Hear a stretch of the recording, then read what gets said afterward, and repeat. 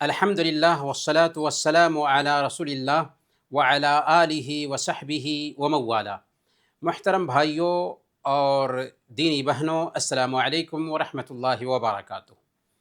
اخلاق حسنہ کورس میں آپ سب کا ہم ویلکم کرتے ہیں۔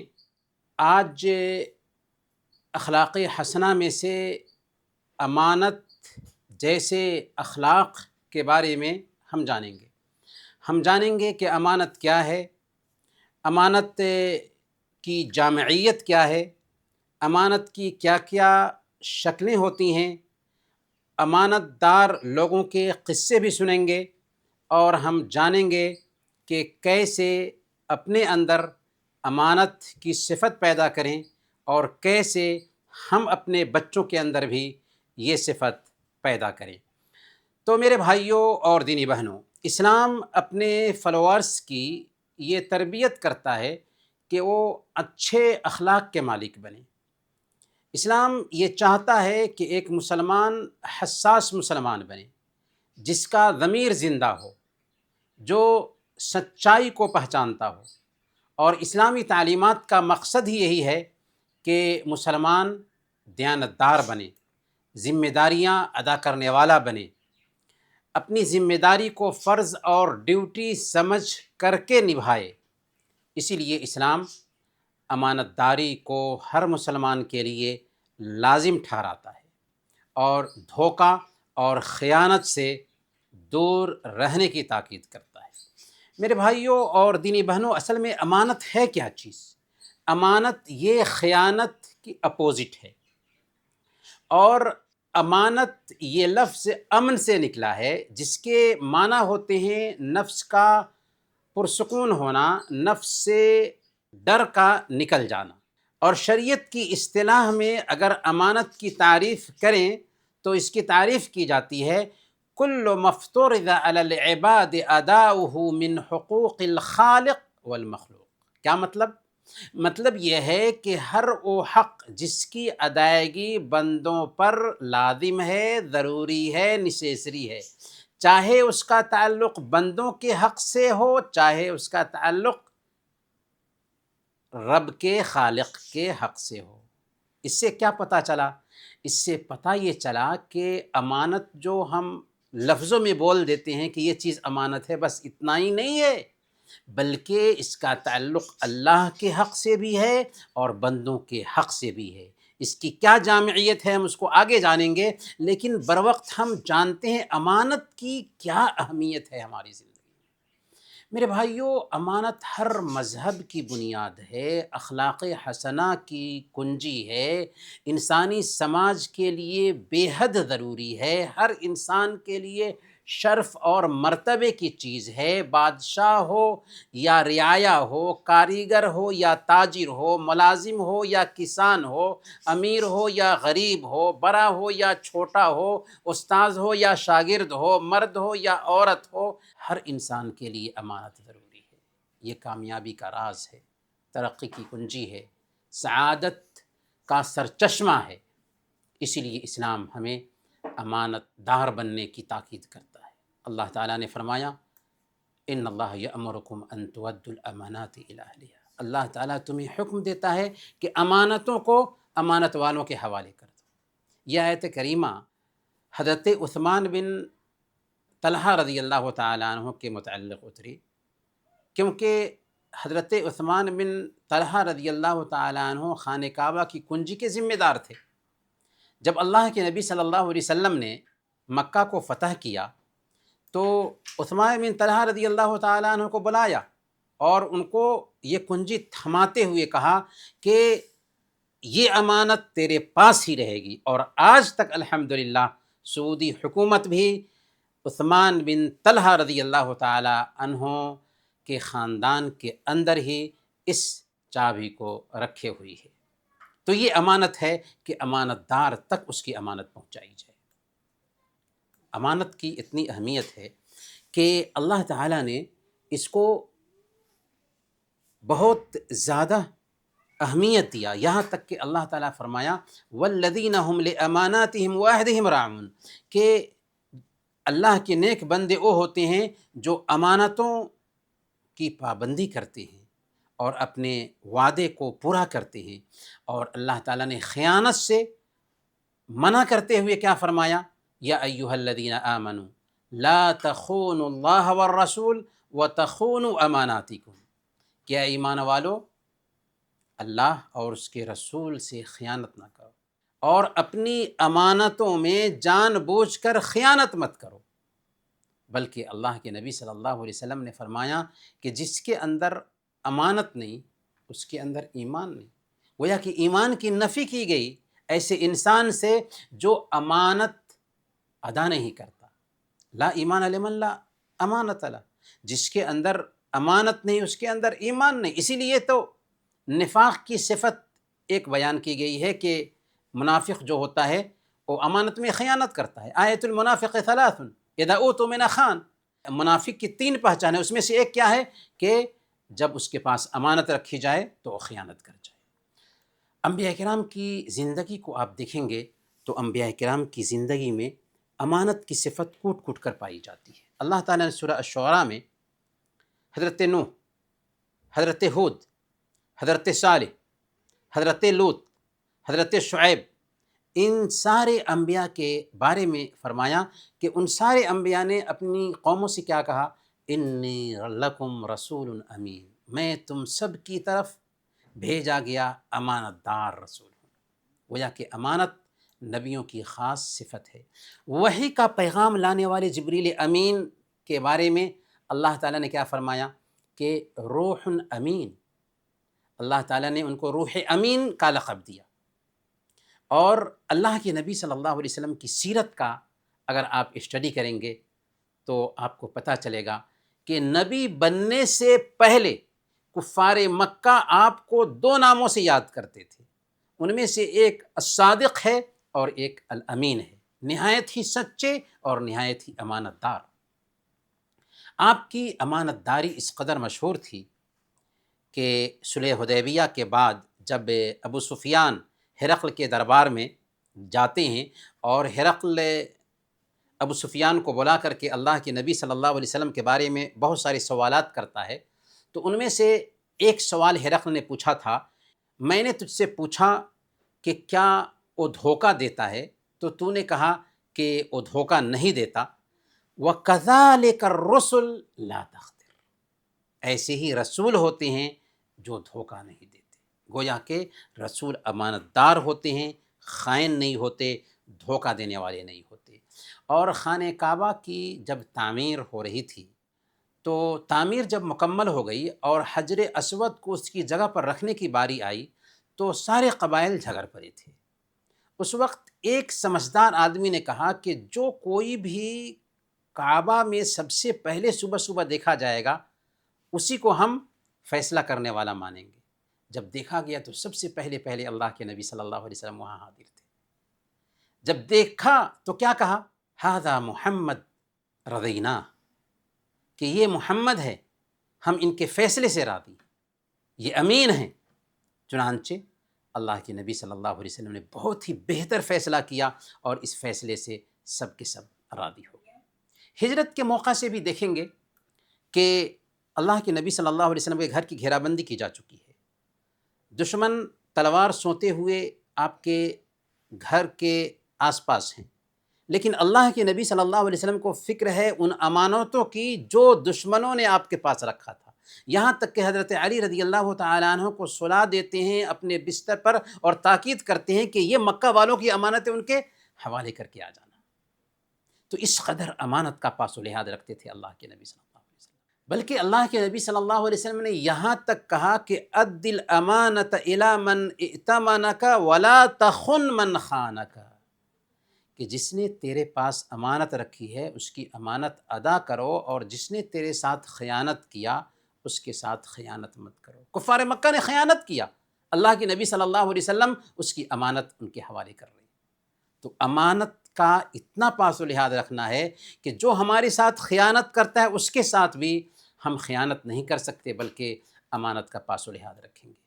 اس سے پتہ یہ چلتا ہے، اور تعریف بھی ہم نے سنی، اس سے بھی پتہ چلتا ہے کہ امانت کا مطلب صرف یہ نہیں ہے کہ کسی کا سامان کسی کو ہو بہو حوالے کر دیا جائے اور بس، بلکہ امانت بہت ہی جامع لفظ ہے، ہماگیر لفظ ہے، اس میں دین کے سارے حصے شامل ہو جاتے ہیں، عقائد ہوں، عبادات ہوں، معاملات ہوں، اخلاقیات ہوں، معاشرت اور معیشت ہو۔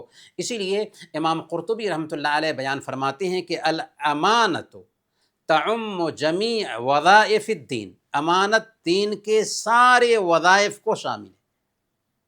اور ہم نے پچھلے ہفتہ بھی بتایا تھا کہ دین دو چیزوں کا نام ہے، اللہ کا حق اور بندوں کا حق۔ امانت دونوں جگہوں پر پائی جاتی ہے۔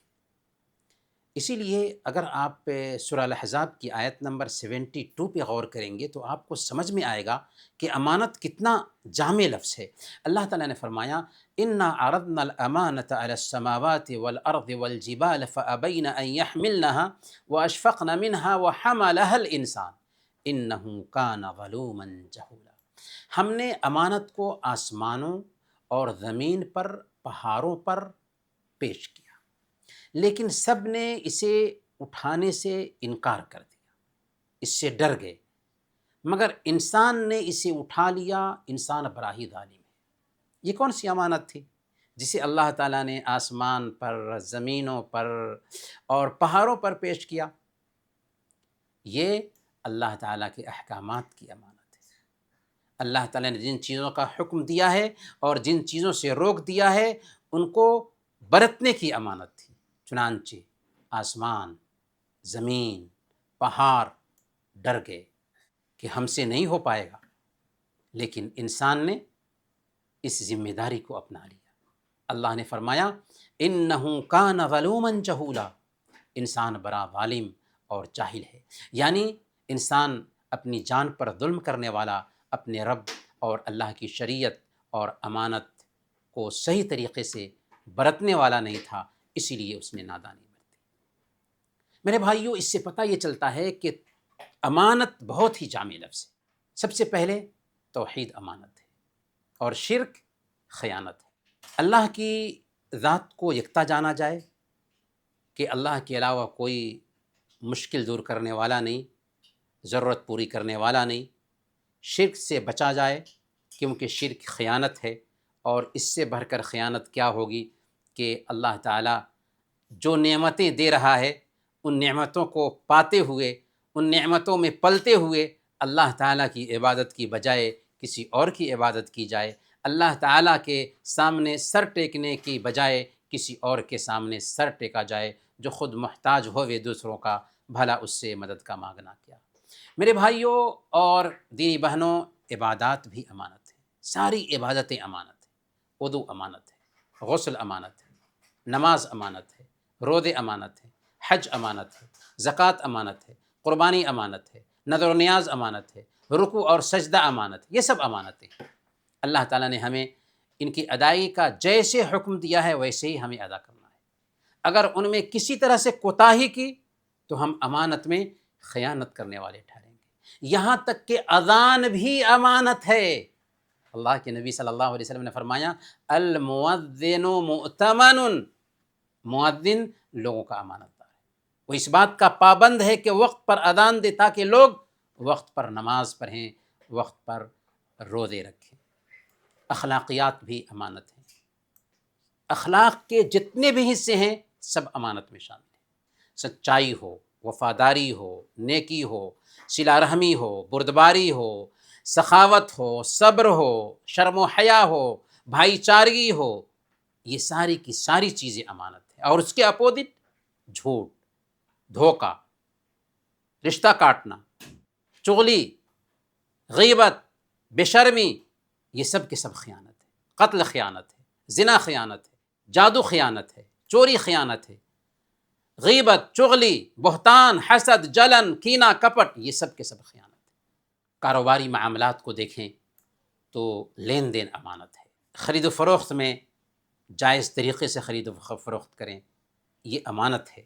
اگر دھوکہ دے رہے ہیں تو یہ خیانت ہے۔ صحیح مسلم کی روایت ہے، اللہ کے نبی صلی اللہ علیہ وسلم کا گزر ایک بازار سے ہوتا ہے۔ ایک آدمی سامان بیچ رہا تھا، اللہ کے نبی صلی اللہ علیہ وسلم نے اس کے سامان میں ہاتھ ڈالا تو تری محسوس ہوئی۔ اللہ کے نبی صلی اللہ علیہ وسلم نے پوچھا کہ تم نے یہ کیا کر رکھا ہے؟ اس نے کہا کہ یا رسول اللہ بارش ہو گئی تھی جس کی وجہ سے ہمارا سامان بھیگ گیا. اللہ کے نبی صلی اللہ علیہ وسلم نے فرمایا افلا جعلت فوق الطعام حتى يراه الناس من غش فليس منا. آخر تم نے اس کو اوپر میں کیوں نہیں رکھا کہ لوگ دیکھ لیتے؟ جو دھوکہ دے وہ ہم میں سے نہیں. کیا سمجھ میں آیا؟ کہ کاروبار میں بھی امانت ہے، خیانت نہیں ہونی چاہیے. قرض امانت ہے، کسی سے آپ نے قرض لیا ہے، وقت پر اس کی ادائیگی ہونی چاہیے. اگر وقت پر ادائیگی نہیں کرتے ہیں آپ خیانت کر رہے ہیں. اللہ کے نبی صلی اللہ علیہ وسلم نے بیان فرمایا، صحیح بخاری کی روایت ہے، کہ جو آدمی کسی کا مال لیتا ہے ارادہ ہے ادائیگی کا تو اللہ تعالیٰ اس کی ادائیگی کی سبیل پیدا فرما دیتا ہے، اور کسی کا مال لیتا ہے اور اس کو دبانے کا ارادہ رکھتا ہے تو اللہ تعالیٰ اس کو تلف کر دیتا ہے.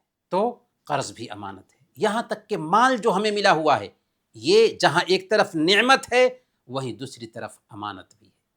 جائز طریقے سے کمانا ہے، جائز راستے میں خرچ کرنا ہے، اسراف اور فضول خرچی سے بچنا ہے، اور اپنے مالوں میں فقیروں اور غریبوں کا حق جو بنتا ہے اسے ادا کرنا ہے. اگر نہیں کیا تو یہ خیانت ہے. یہاں تک کہ علم امانت ہے. علم والوں کے لیے ضروری ہے کہ یہ امانت لوگوں تک پہنچائے. ہم آپ تک اپنی باتیں پہنچا رہے ہیں، یہ امانت ہے جو آپ تک پہنچا رہے ہیں، تاکہ لوگوں کو پتہ چلے کہ دین کیا ہے، شریعت کیا ہے، علم آئے، جہالت دور ہو. تو لوگوں کو ایک اللہ کی طرف بلانا، بھلائی کی طرف دعوت دینا، برائی سے روکنا، یہ امانت ہے، اور اس کے اپوزٹ دراصل خیانت ہے. کامیابی کے 4 اصول ہیں کہ دین سیکھیں، دین پر عمل کریں، دین کی طرف بلائیں، اور اگر بلانے میں پریشانی آتی ہے یا سیکھنے میں پریشانی آتی ہے یا عمل کرنے میں پریشانی آتی ہے تو صبر کریں. ایک امریکن مسجد میں داخل ہوتا ہے، نماز سے فارغ ہوتے ہی مائکروفون لیتا ہے اور سورہ الفاتحہ سنانا شروع کر دیتا ہے. حالانکہ سورہ الفاتحہ صحیح سے اس کو یاد بھی نہیں تھی. سورہ فاتحہ ختم کیا، مائکروفون رکھا اور چلتے بنا. امام نے اس کو فوراً کیچ کیا، اس سے پوچھا کہ تم نے یہ کیا کیا؟ اس نے کہا کہ میں نے 3 دن پہلے اسلام قبول کیا اور ایک حدیث میں نے پڑھی، بلغوا عنی ولو آیہ، ایک آیت بھی جانتے ہو تو لوگوں تک اسے پہنچاؤ. میں نے 7 آیتیں یاد کر لی تھی، آخر میں کیسے خیانت کرتا؟ میں نے سوچا کہ یہ امانت لوگوں تک پہنچا دوں. تو میرے بھائیوں، دینی بہنوں، دین امانت ہے. اسے سیکھنا، اس پر عمل کرنا اور اسے دوسروں تک پہنچانا، اور اس راستے میں پریشانی آتی ہے تو صبر کرنا، یہ ضروری ہے. یہاں تک کہ ذمہ داریاں جو ہوتی ہیں، جس طرح کی بھی ذمہ داری ہو، یہ ذمہ داریاں بھی امانت ہیں. دینی ادارے کی ذمہ داری ہے، سرکاری اداروں میں ذمہ داریاں ہیں. اگر ہم ان میں بھی خیانت کرتے ہیں تو یہ خیانت ہی ہے. اللہ کے نبی صلی اللہ علیہ وسلم نے بیان فرمایا الا کلکم راع وکلکم مسئول عن رعیتہ، سن لو کہ تم میں سے ہر شخص ذمہ دار ہے اور اس سے اس کے ماتحت کے بارے میں پوچھا جائے گا. ایک عورت اپنے گھر والوں کی نگراں ہے اور اس سے اس کے گھر والوں کے بارے میں پوچھ گچھ ہونے والی ہے. صحیح بخاری کی روایت ہے. اللہ کے نبی صلی اللہ علیہ وسلم ایک دن صحابہ کرام کے بیچ بیٹھے ہوئے تھے کہ اسی بیچ ایک دیہاتی آیا اور پوچھنے لگا یا رسول اللہ قیامت کب آئے گی؟ اللہ کے نبی صلی اللہ علیہ وسلم باتوں میں لگے رہے، جواب نہیں دیا. پھر اللہ کے نبی صلی اللہ علیہ وسلم نے پوچھا کدھر ہے دیہاتی جس نے سوال کیا؟ تو انہوں نے کہا کہ یا رسول اللہ ادھر میں ہوں. آپ نے فرمایا اذا ضیعت الامانۃ فانتظر الساعۃ، جب امانت ضائع ہونے لگے تو قیامت کا انتظار کرنا. اس نے کہا کہ امانت ضائع ہونے کا کیا مطلب ہے؟ آپ نے فرمایا اذا اسند الامر الی غیر اہلہ فانتظر الساعۃ، جب عہدہ، منصب نالائق لوگوں کو دے دیا جائے تو قیامت کا انتظار. گویا کہ یہ بھی امانت ہے کہ عہدہ اور منصب لائق کو دیا جائے. اگر نالائق کو عہدہ اور منصب دیا جا رہا ہے تو یہ خیانت ہے اور جو لوگ ایسا کرنے والے ہیں وہ خائن ہیں۔ ڈیوٹی امانت ہے، ڈیوٹی کی جو ٹائمنگ ہے اس ٹائمنگ میں جانا، ڈیوٹی کرنا، ڈیوٹی میں جو کام دیا گیا ہے وہی کام کرنا، اس میں سستی نہ برتنا، اور ڈیوٹی کے اوقات میں ذاتی کام میں مشغول نہ ہونا، یہ دراصل امانت ہے۔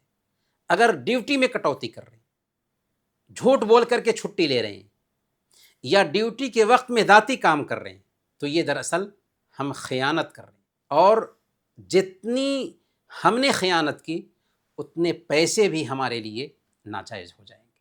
اللہ تعالیٰ نے فرمایا ان خیر من استأجرت القوی الامین، بہترین آدمی جسے آپ ملازم رکھیں وہ ہونا چاہیے جو مضبوط ہو اور امانت دار ہو۔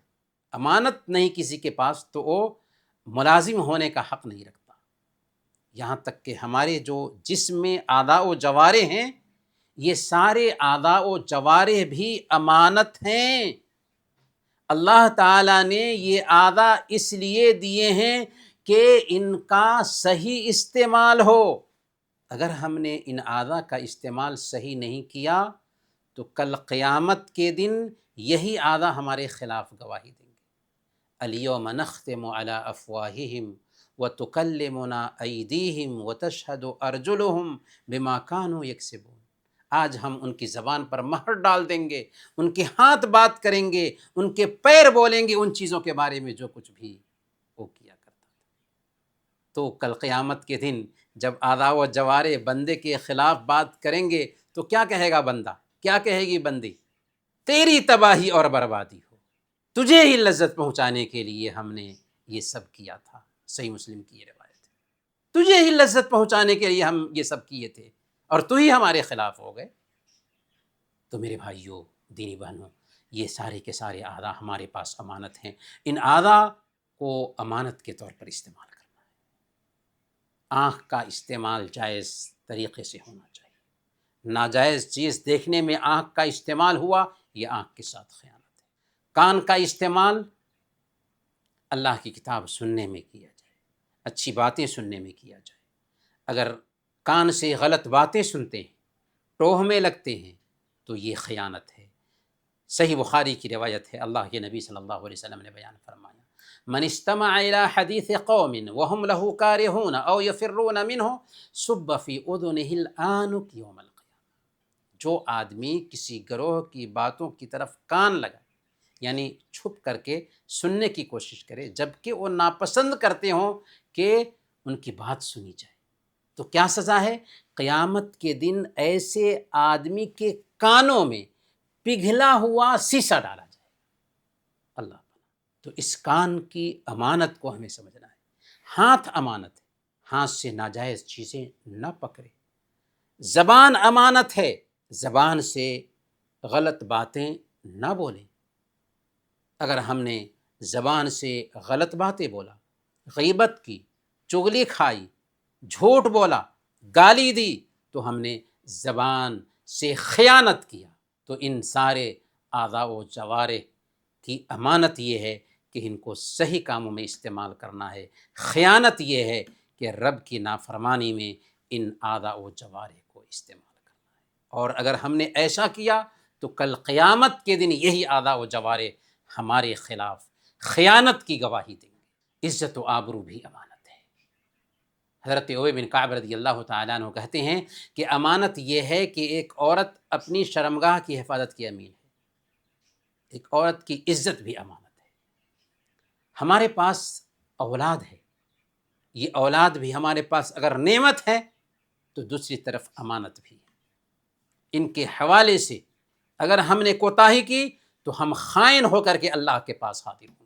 صحیح بخاری اور صحیح مسلم کی روایت ہے، اللہ کے نبی صلی اللہ علیہ وسلم نے ارشاد فرمایا ما من عبد یسترعیہ اللہ رعیۃ یموت یوم یموت وهو غاش لرعیتہ الا حرم اللہ علیہ الجنہ، جس بندے کو اللہ تعالیٰ نے کسی طرح سے بھی ماتحت بنا رکھا تھا اس کے، اور وہ اس حال میں مرتا ہے کہ اپنے ماتحت کے ساتھ دھوکہ کا معاملہ کر رہا تھا، تو اللہ تعالیٰ نے اس کے اوپر جنت کو حرام ٹھہرایا۔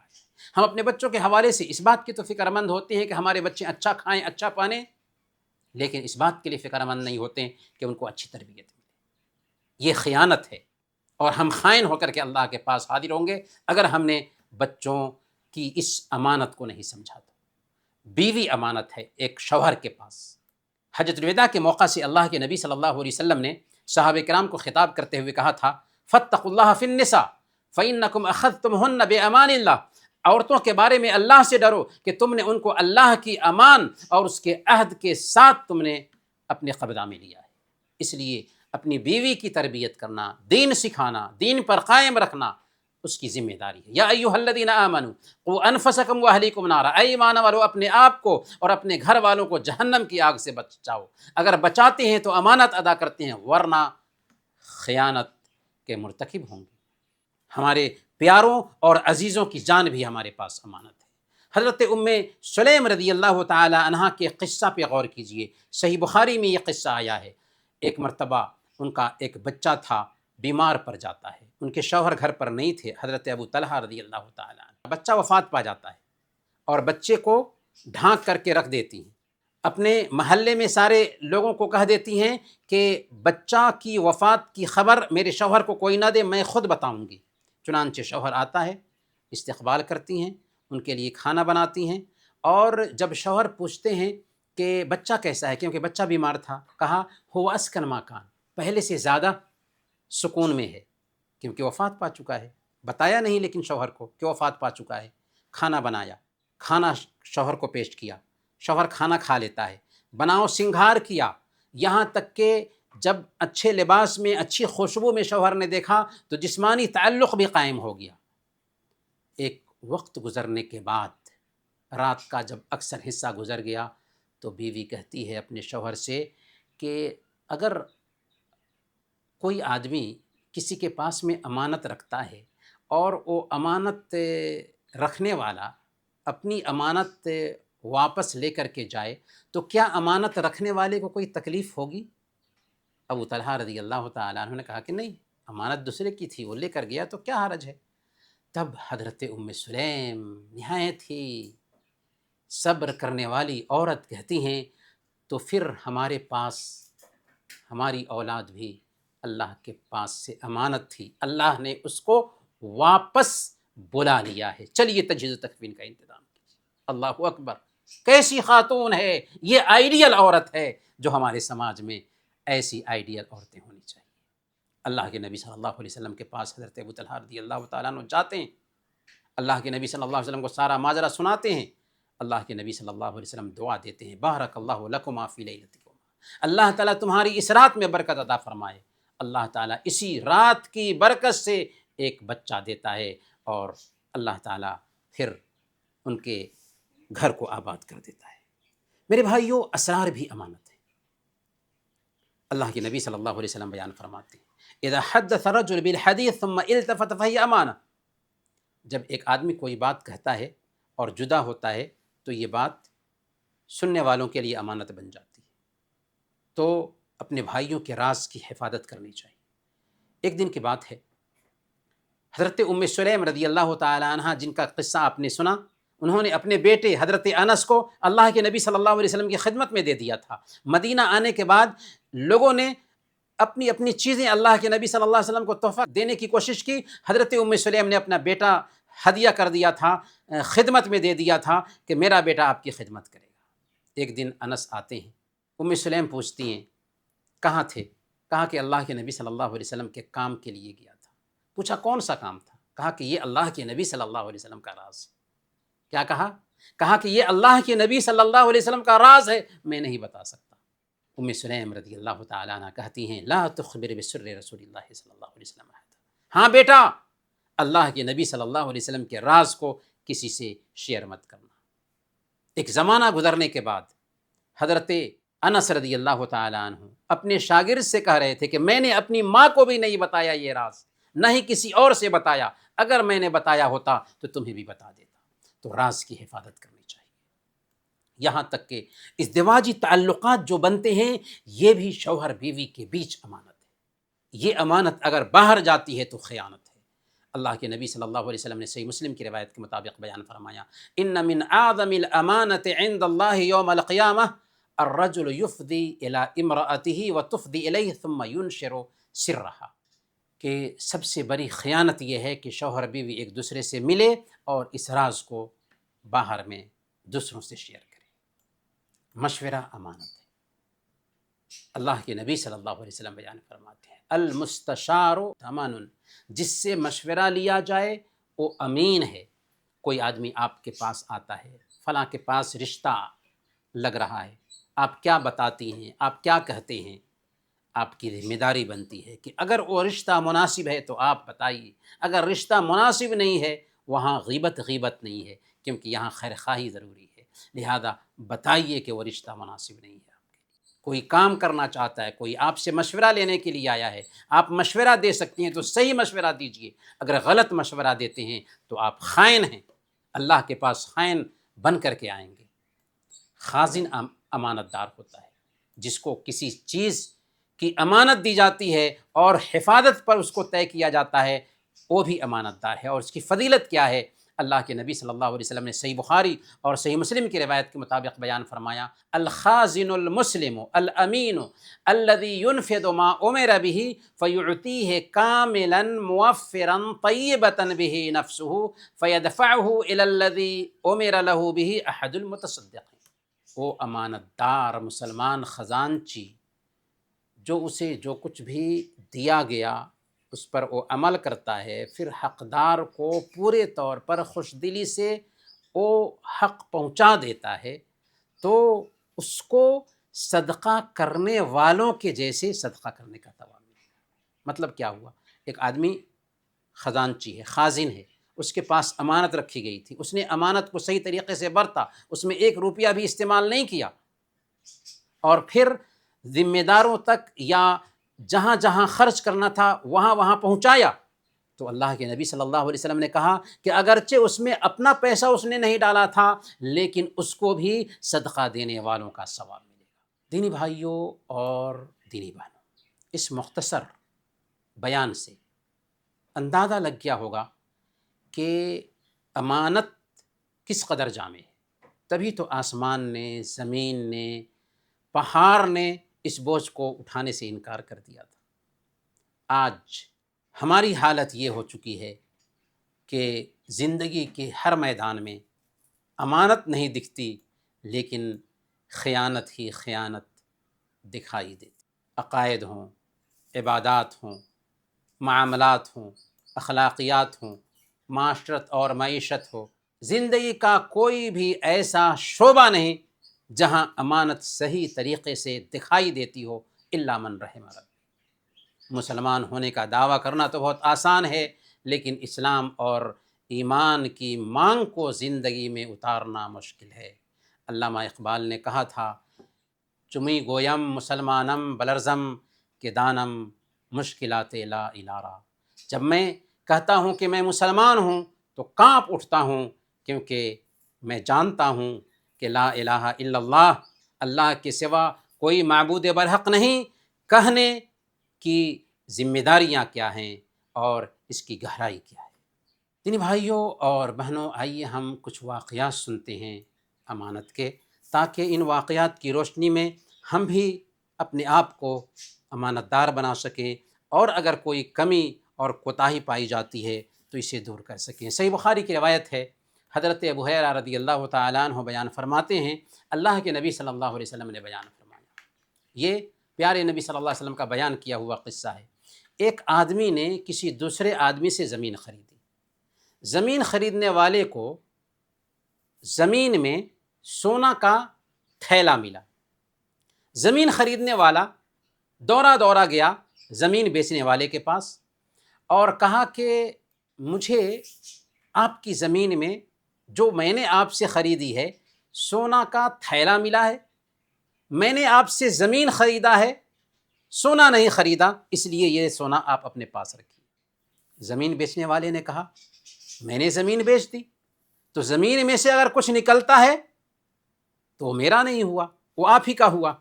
زمین خریدنے والا بھی لینے کے لیے تیار نہیں، زمین بیچنے والا بھی لینے کے لیے تیار نہیں۔ جب دونوں میں سے کوئی بھی لینے کے لیے تیار نہیں ہوا تو دونوں ایک تیسرے آدمی کے پاس فیصلہ کے لیے گئے۔ اس نے کہا کہ کیا تیرے پاس لڑکا ہے؟ اس نے کہا ہاں۔ دوسرے سے پوچھا کہ کیا تیرے پاس لڑکی ہے؟ اس نے کہا کہ ہاں۔ تو تیسرے نے کہا کہ ان دونوں کی آپس میں شادی کر دو اور ان پیسوں کو ان پہ خرچ کر دو اور کچھ پیسے صدقہ بھی کرو۔ یہ قصہ اللہ کے نبی صلی اللہ علیہ وسلم نے بیان فرمایا۔ ذرا غور کیجیے، کیا زمین خریدنے والے کے لیے آسان نہیں تھا کہ سونا کا تھیلا ملا تھا اسے فوراً دبا دے اور کسی کے کان و کان خبر نہ ہو؟ کر سکتا تھا۔ اور کیا جس نے زمین بیچا تھا اس کے پاس جا کر کے بولا کہ یہ سونا آپ کی زمین میں ملا ہے، میں نے تو زمین خریدی ہے، سونا نہیں خریدا؟ تو کیا وہ بول نہیں سکتا تھا ہاں صحیح بات ہے، یہ سونا میں نے بہت زمانہ پہلے دفن کیا تھا، الحمدللہ ابھی مل گیا، الٹی سیدھی باتیں کر کے اس کو دبا دیتا؟ کر سکتا تھا، لیکن وہ امانت دار لوگ تھے۔ اللہ کے نبی صلی اللہ علیہ وسلم نے یہ قصہ دراصل سنایا تاکہ ہمارے اندر بھی یہ امانت داری آئے۔ صحیح بخاری میں اللہ کے نبی صلی اللہ علیہ وسلم نے ایک دوسرا قصہ بیان کیا ہے، بنو اسرائیل کے ایک آدمی کا قصہ۔ ایک آدمی تھا بنو اسرائیل کا جو کہ ایک آدمی کے پاس گیا اور اس سے کہا کہ مجھے 1000 دینار قرض دو۔ قرض دینے والے نے کہا کہ کوئی گواہ لاؤ جو اس معاملے پر گواہ بنے۔ قرض مانگنے والے نے کہا کہ اللہ تعالیٰ گواہ کے طور پر کافی ہے۔ قرض دینے والے نے کہا کہ کوئی گارنٹی لاؤ جو ضامن بنے۔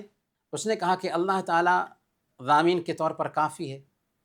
قرض دینے والے نے کہا کہ تم نے سچ کہا، اور پھر اسے ایک مقرر مدت کے لیے 1000 دینار دے دیا۔ وہ آدمی پیسے لے کر کے سمندری سفر پر گیا، اپنی ضرورت پوری کی۔ جب پیسے کی واپسی کا وقت آیا تو اس نے سمندری جہاز کی تلاش کی، لیکن جہاز نہ ملا۔ وہ مایوس ہو گیا۔ اس نے کیا کیا؟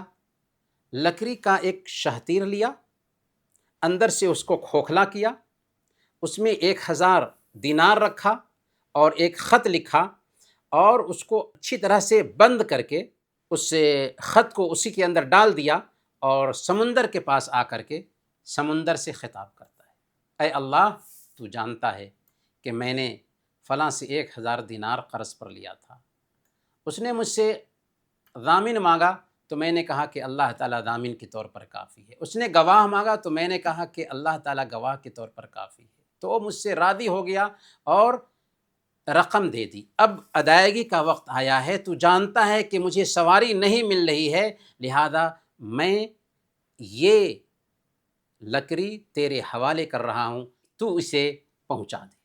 یہ کہہ کر وہ لکڑی سمندر میں ڈال دیتا ہے۔ لکڑی سمندر کی لہروں میں غائب ہو جاتی ہے، پھر وہ وہاں سے لوٹ آتا ہے، لیکن اس کو فکر لگی ہوئی تھی کہ کیسے کوئی سواری ملے تاکہ امانت میں پہنچا سکوں۔ دوسری طرف یہ آدمی جس نے امانت دیا تھا ساحل پر آیا کہ ہو سکتا ہے کہ میری امانت واپس کرنے کے لیے وہ آدمی آئے گا۔ دیکھا کہ آدمی تو کوئی نہیں آیا، لیکن ایک لکڑی نظر آئی، اس نے اس کو جلانے کے لیے، ایندھن کے لیے نکال لیا۔ گھر آ کر کے اس کو چیرتا ہے تو لکڑی میں سے ایک خط نکلتا ہے اور 1000 دینار بھی نکلتا ہے۔ اب یہ قرض لینے والا بہت دنوں کے بعد 1000 دینار لے کر کے اس کے پاس پہنچتا ہے اور معذرت کرتے ہوئے کہتا ہے کہ میں بہت دنوں سے کوشش کر رہا تھا کہ جہاز مل جائے اور تمہاری امانت تم تک پہنچا دوں، لیکن جہاز نہیں مل سکا۔ آج جہاز ملا ہے تو یہ امانت لے کر کے آیا ہوں، اسے تم رکھ لو۔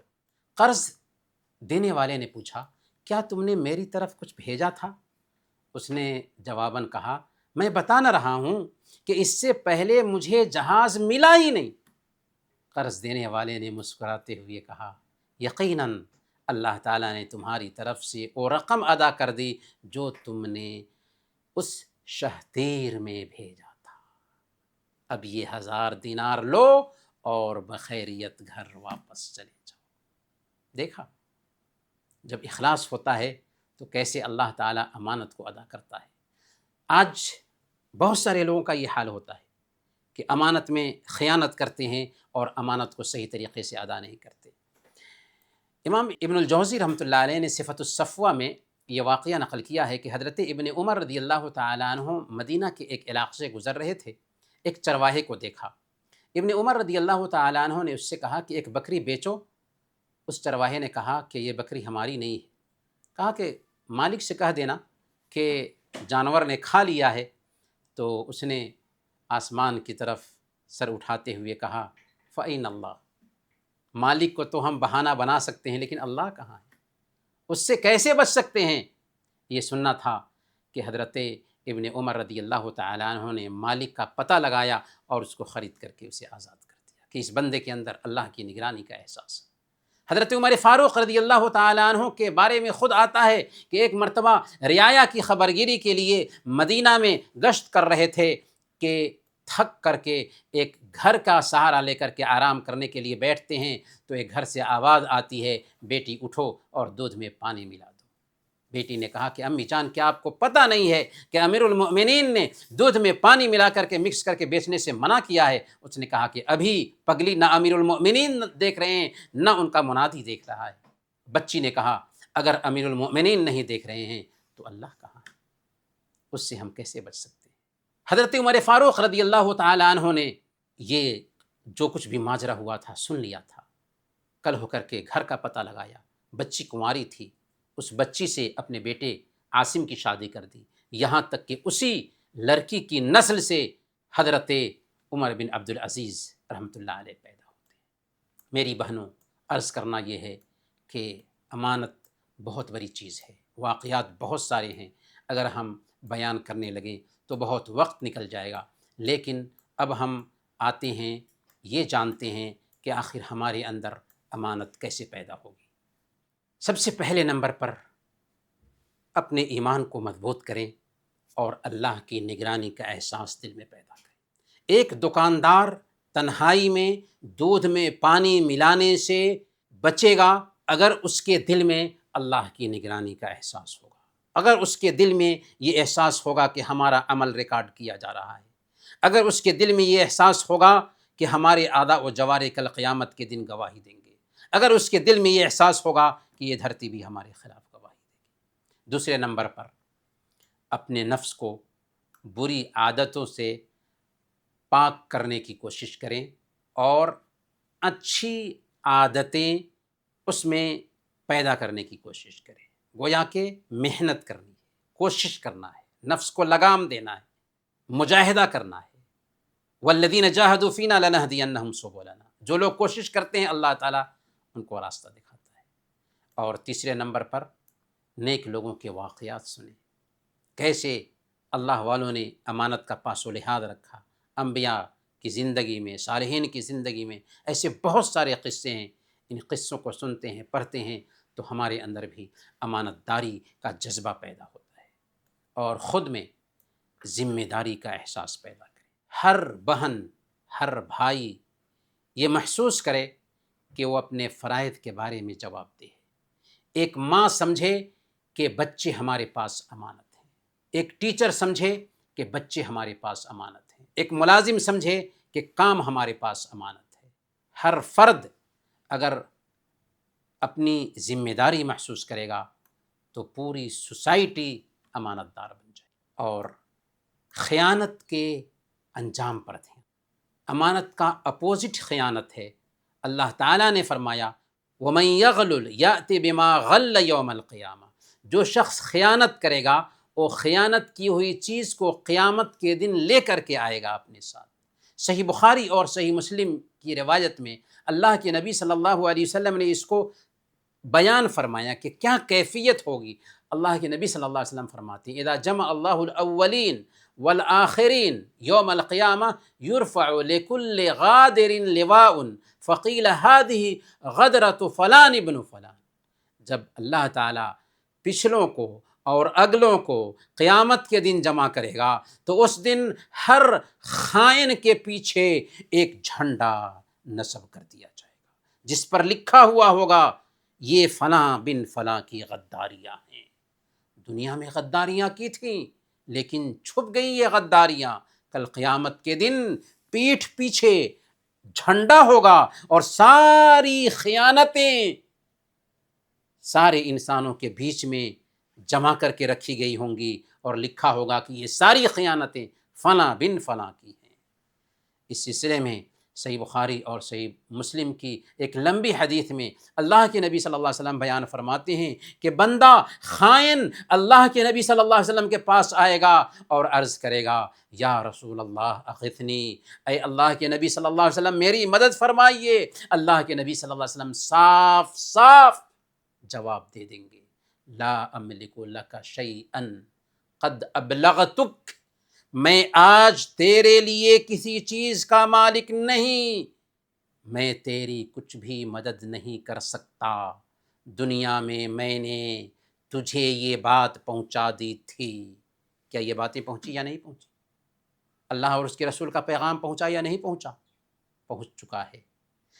میرے بھائیوں اور دینی بہنوں، آخری چند منٹوں میں، بس چند منٹوں میں آخری پوائنٹ ہے کہ اپنے بچوں میں امانت کی صفت کیسے پیدا کریں۔ 4 پوائنٹ ذہن میں بیٹھائیں۔ پہلے نمبر پر عملی نمونہ بنیں۔ بچوں کو امانت دار بنانا چاہتے ہیں، ہم بھی امانت دار بنیں۔ اگر ہمارے اندر امانت داری نہیں، چاہے اللہ کے حقوق سے تعلق رکھتی ہو امانت یا بندوں کے حقوق سے تعلق رکھتی ہو، اگر ہمارے اندر امانت نہیں ہے تو ہمارے بچے امانت دار نہیں بنیں گے۔ ہمارے بچے ہم سے سیکھتے ہیں۔ اگر امانت کے مفہوم کو اپنی زندگی میں اتار لیں گے تو بچے چونکہ اپنے ماں باپ کو کیچ کرتے ہیں، ماں باپ سے سیکھتے ہیں، خود بخود بچے امانت دار بنیں گے۔ دوسرے نمبر پر، اگر کسی کا کوئی سامان آپ کا بچہ لے کر کے آئے، آپ کی بچی لے کر کے آئے، تو فوراً اسی وقت اس کو واپس کروائیں۔ اور کوئی سامان یا کوئی پیسہ کہیں چھوٹ گیا تھا اور بچہ اٹھا کر کے لائے اور آپ کے حوالے کرے کہ امی یہ سامان فلاں جگہ پر تھا، ابو یہ سامان فلاں جگہ پر تھا، تو آپ اسے اپریشیٹ کریں، اس کی حوصلہ افزائی کریں اور کہیں کہ آپ نے بیٹا صحیح کیا، کیونکہ یہ امانت ہے کہ بچہ اپنے جیب میں وہ چیز نہیں رکھا، پیسے کہیں رکھے ہوئے تھے، پیسہ لا کر کے بچہ آپ کو دیتا ہے، اپریشیٹ کریں۔ کبھی کبھار بچوں کو تربیت دینے کے لیے پیسے باہر میں رکھیں اور دیکھیں بچہ اس کے ساتھ کیا معاملہ کرتا ہے۔ اگر بچے نے اٹھا لیا پیسے تو وہاں پر تربیت کا موقع ہے، پیار سے محبت سے بچے کو سمجھائیں کہ بیٹے سب سے پہلے کوئی تو نہیں دیکھتا لیکن ہمارا رب ہمیں دیکھ رہا ہوتا ہے۔ آپ کے پاس 3 بچے ہیں، ان کو اپنی پسند کی چیز ان کو دے دیں اور ان کو رکھنے کے لیے کہہ دیں کہ بیٹا جاؤ اس کو چھپا کر آ جاؤ۔